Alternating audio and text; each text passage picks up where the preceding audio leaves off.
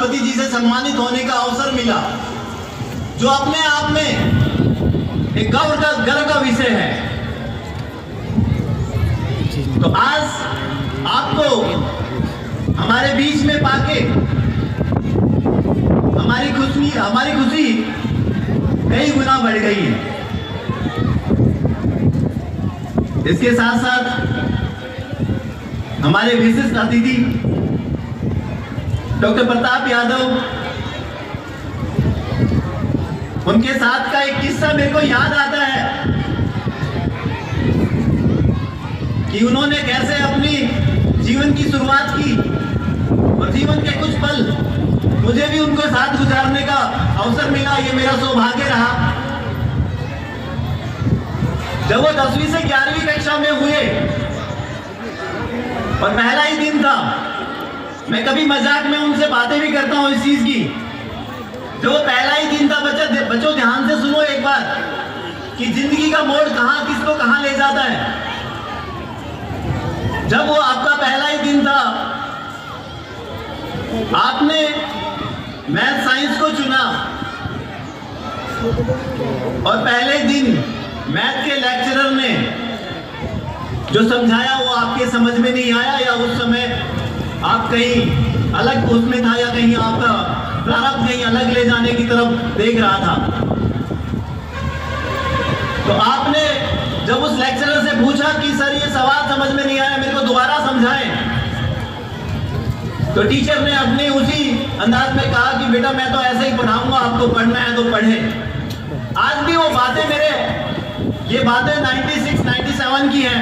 आज भी मेरे बातें ऐसे की ऐसे मेरे दिमाग के उस कोने में रखी हैं। आप क्लास से बाहर निकले और आपने कहा शशि आपने गणित की किताब ले ली, तो मैंने कहा कि नहीं मैंने नहीं ली। तो आपने कहा कि गणित की किताब लेने की आवश्यकता नहीं है। मैंने कहा क्यों? कहने लगा कि मैं गणित नहीं पढ़ूंगा, आज के बाद मैं बायो पढ़ूंगा, मैथ नहीं पढ़ूंगा। तो ये इतने साफ सुथरे इनके साफ सुथरे विचार थे, इतने क्रिस्टल क्लियर थे इनके विचार कि मेरे को लाइफ में करना क्या है। तो मेरे सामने बैठे ये बच्चे, मैं आप बच्चों से कहना चाहता हूं कि आपके भी गोल इतने निश्चित होने चाहिए, कोई उसमें असमंजस की गुंजाइश नहीं होनी चाहिए। डॉक्टर प्रताप जी ने अपनी स्कूली शिक्षा केवी रेवाड़ी से लेने के बाद MBBS PGI रोहतक से की, PG जनरल सर्जरी में Rajasthan university of health service से की, एडवांस PG आपने यूनिवर्सिटी ऑफ दिल्ली से की। उसके बाद आप पिछले कई सालों से देश को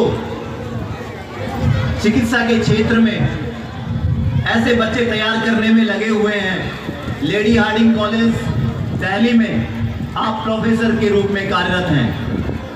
तो मैं आप सभी का हृदय की गहराई से इस परिसर में, इस विद्यालय प्रांगण में स्वागत करता हूं, नमन करता हूं। मेरे बीच बैठे मेरे प्यारे बच्चे, उनके अभिभावकगण, आपको भी सादर नमन करता हूं।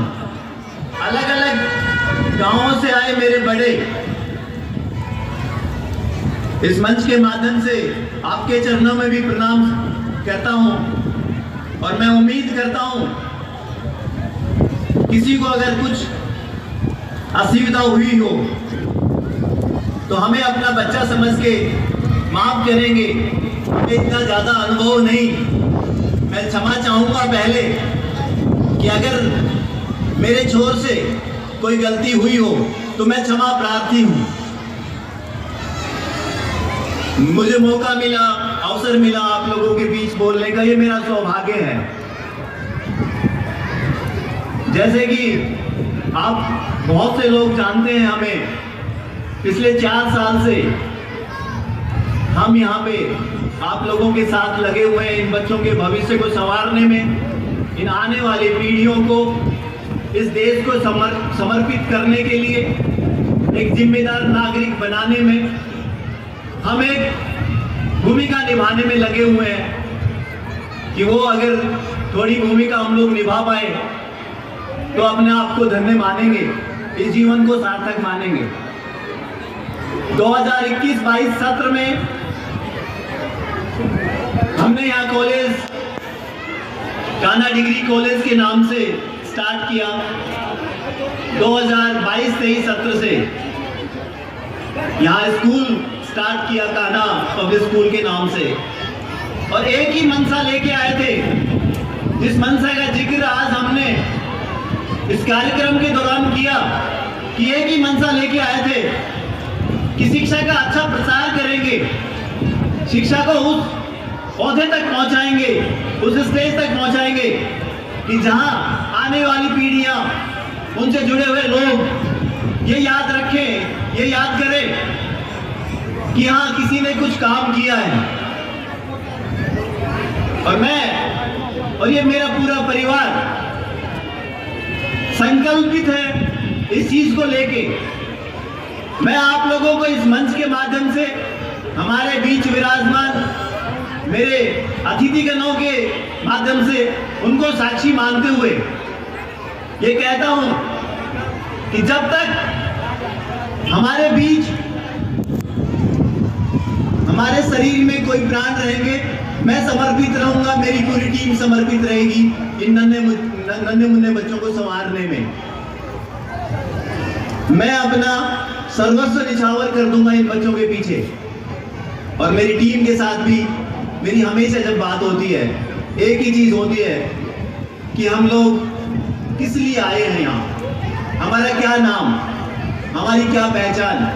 तो हमारी कोई पहचान नहीं, हमारी पहचान हमारे सामने बैठी है। जिस दिन ये कामयाब होंगे, जिस दिन ये किसी ओहदे पे बैठेंगे, जिस दिन ये किसी मंच को सम्मानित कर रहे होंगे, वो मंच, वो ओहदा, वो हमारी चीज है, वो हमारी कमाई रहेगी। मैं आप सभी जो मेरे बड़े बैठे हैं, मेरे साथी बैठे हैं, मैं आपको पुनः यह आश्वस्त करता हूं कि आपके बच्चों का भविष्य इस विद्यालय परिवार में सुरक्षित रहेगा, सुरक्षित रहेगा। मैं कुछ बातें और बताना चाह रहा था इस विद्यालय के क्रम में कि स्कूल ने पहले दिन से हर एक बच्चे को एक इंग्लिश स्पोकन, उनकी पर्सनालिटी डेवलपमेंट पे काम करने का काम किया।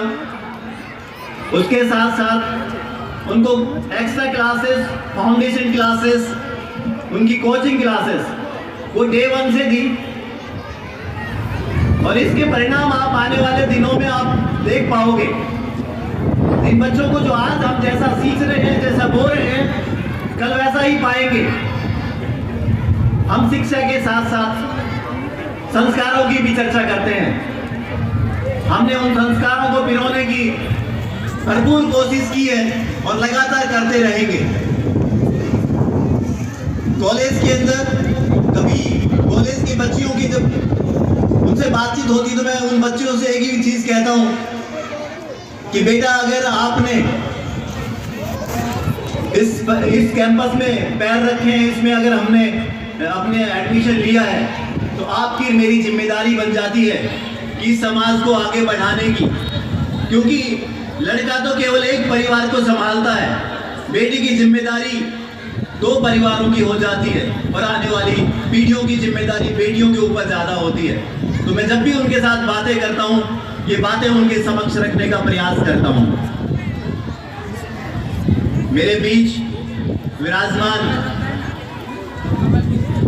मेरे बच्चों के अभिभावकगण, मेरे को पता है मैं बहुत समय ले रहा हूं, लेकिन मैं क्षमा प्रार्थी हूं। इस मंच के माध्यम से मेरे को ये बातें कहने का अवसर बहुत कम मिलेगा। आप लोगों को एक साथ देख पाना ये बहुत कम नसीब होगा मुझे। मैं फिर भी समय की पाबंदियों को देखते हुए मैं आपके समक्ष कुछ बातें रखना चाह रहा हूं। मैं चाहूंगा कि अगर मेरे बीच विराजमान, अगर ये 500 पेरेंट्स मेरे बीच बैठे हैं, 700 पेरेंट्स मेरे बीच बैठे हैं, अगर एक ने भी इस पे गौर किया तो हम अपने काम में सफल हो जाएंगे। हमारा यहाँ खड़ा होकर बोलना सार्थक माना जाएगा। जाएगा, सार्थक हो जाएगा। बच्चों को केवल स्कूल मात्र भेज देने से हमारी जिम्मेदारियां पूरी नहीं हो जाती, हमारी जिम्मेदारियां पूरी नहीं हो जाती। हमें उनको देखना पड़ेगा, हमें उनको संवारना पड़ेगा, हमें उनको अच्छी और बुरी सारी चीजें बतानी पड़ेगी। आज हमारी ये पीढ़ी फोन के उस चुंगल में, सोशल मीडिया के उस चुंगल में इस तरीके से फंस चुकी है कि उसको निकालने की जिम्मेदारी आपको और हमें उठानी पड़ेगी। मैं कई बार देखता हूं, कई बार बातचीत होती है कि साहब ये खाना नहीं खाता जब तक फोन सामने नहीं होता। अब मैं समझ नहीं पाता ये गलती बच्चे की है या उनके पेरेंट्स की। बच्चा घर जाके कहता है जी मेरी पढ़ाई तो फोन से ही होनी है, इसके अलावा कोई मेरे पास साधन नहीं है। मैं हमेशा एक चीज कहता हूं कि मेरे को लगता है कि हम लोग अभी उसको समझ नहीं पाए। बच्चा अपनी बात मनवाने में आपसे हमेशा तैयार रहता है और आप उसको मान जाते हो, ये बड़ी बात है। आपको और हमें समझना पड़ेगा। कई देशों में, मैं अभी पिछले दिनों की एक खबर सुन रहा था कि ऑस्ट्रेलिया में 16 साल से कम बच्चों के लिए सोशल मीडिया बैन हो चुका है। जो डेवलप्ड नेशन थे, जो विकसित राष्ट्र थे, जिन्होंने इस चीज की शुरुआत की, और हमें इस गर्त में डालने का प्रयास किया जा रहा है कि हमारी जो यंग जनरेशन, आज भारतवर्ष की जो यंग जनरेशन है वो विश्व की सारी यंग जनरेशन से ज्यादा है। अकेले देश की जनरेशन उससे कहीं ज्यादा है। तो हमारी इस यंग युवा पीढ़ी को बर्बाद करने की एक मुहिम है, और इस मुहिम को आप और हम कितना रोक पाते हैं ये हम पे, आप पे निर्भर करता है कि हम कितना सहयोग कर पाते हैं। हमें कहीं देर ना हो जाए इस काम को करते करते। तो मेरी आप लोगों से गुजारिश है, अगर मैं इस मंच के माध्यम से किसी एक को भी अपने साथ जोड़ पाया तो मैं अपने आप को सौभाग्यशाली मानूंगा, मैं अपने आप को सौभाग्यशाली मानूंगा। मेरे बीच अंत में मेरे बीच बैठे हुए बच्चे, इनसे कुछ लाइनें बोलना चाहूंगा जो अपने जीवन में उतारने का प्रयास करे, ऐसा मैं उम्मीद करूंगा।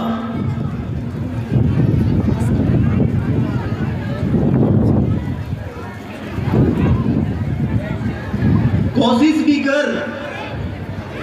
भी कर, उम्मीद भी रख, कोशिश भी कर, उम्मीद भी रख, रास्ता भी चुन, फिर उसके बाद मुकद्दर तलाश कर, फिर उसके बाद मुकद्दर तलाश कर। पहला काम हमें कोशिश करनी है, पहला काम हमें काम करना है, उसके बाद हम किसी भाग्य के भरोसे अपने आप को छोड़ सकते हैं। हम उसके बाद किसी भाग्य के भरोसे अपने आप को छोड़ सकते हैं। अंत में मैं अपने वाणी को विराम देते हुए, मैं मेरे समक्ष बैठे सभी मेरे बड़े जो हमारे गेस्ट हैं, मेरे नन्हे मुन्ने बच्चे, सभी से पुनः क्षमा प्रार्थी हूँ कि अगर कोई गलती हुई हो, कोई छोटे मुंह बड़ी बात मैंने की हो तो मैं क्षमा प्रार्थी हूँ। और मैं 2 शब्दों के साथ फिर अपनी वाणी को विराम देता हूँ कि जिम्मेदारी रहेगी मेरी इन बच्चों के प्रति, इनको एक अच्छे नागरिक बनाने के प्रति, इस राष्ट्र के प्रति मेरी जिम्मेदारी है, इस राष्ट्र को सौंपने और उनको एक अच्छा नागरिक बनाने के साथ मैं हमेशा प्रयासरत रहूंगा, हमेशा काम करता रहूंगा। इसी के साथ धन्यवाद। जय हिंद, जय भारत।